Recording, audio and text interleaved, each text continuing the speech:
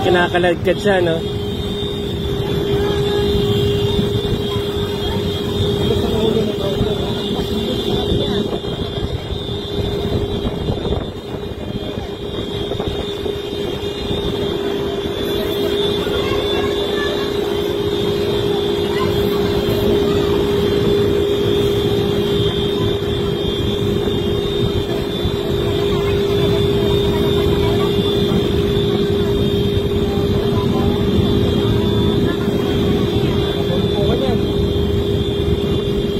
So, hindi natin alam kung anong istorya. Pero nakita ko doon sa harap ng bumper na sasakyan parang natanggal. Yan. Tapos si kuya naman nilang helmet. Hindi ko alam kung anong nangyayari sa kanya. Yan. So, yan. May mga officer na. Pero, dire-diretso pa rin. Dire-diretso pa rin siya sa pagdadrive. Parang hindi siya natatakot sa mga penalty na mangyayari sa kanya. Hopefully, makakapag-explain yung driver, pati yung nandun sa, nasa harap. Hanggang ngayon, umaandar pa rin siya eh. Parang na yan, pero hindi ka mundo.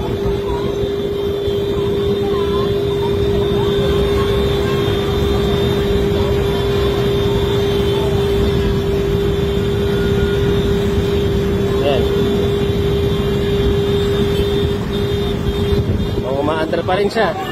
Pinipilit niyang makumawala.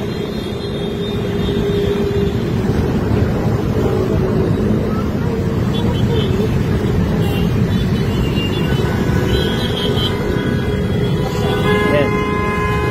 Tawag na siya ng mga backup. Hindi, dapat kino yung susi. No, dapat kino yung susi, no? Oo.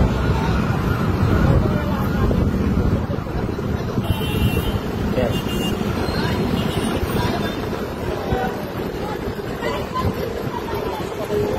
Yan. So ayun, nasa loob, gumawa pa ng video.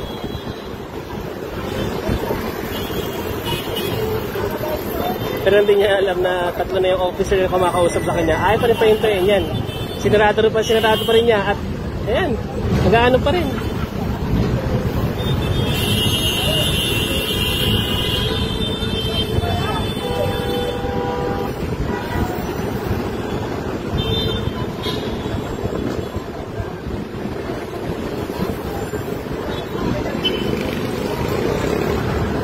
Tayo makauwi niyan.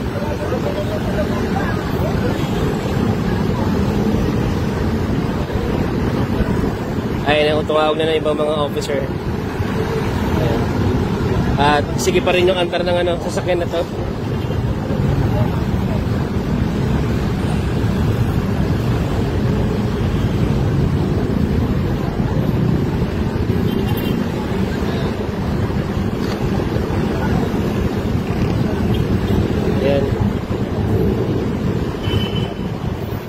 Hindi ko na nakita hindi ko na na-videoan si kuya yun naka-orange siya yan. Nakaladkad yan kanina dito sa may ilalim. Ayan, hanggang sa nakarating na dyan. Buti nga, dumating na sila eh.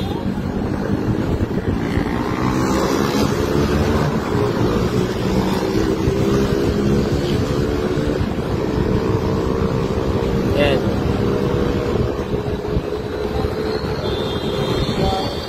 Ayaw pa rin. Hindi ko alam kung anong diskarte gusto na ito.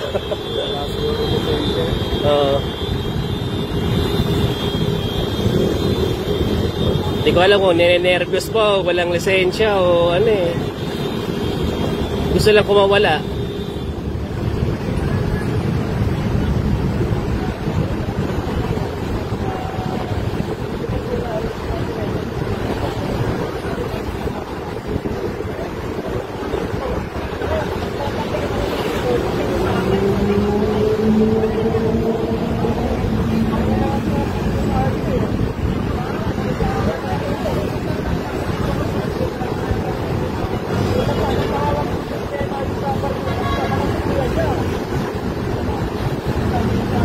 So marami na mga officer.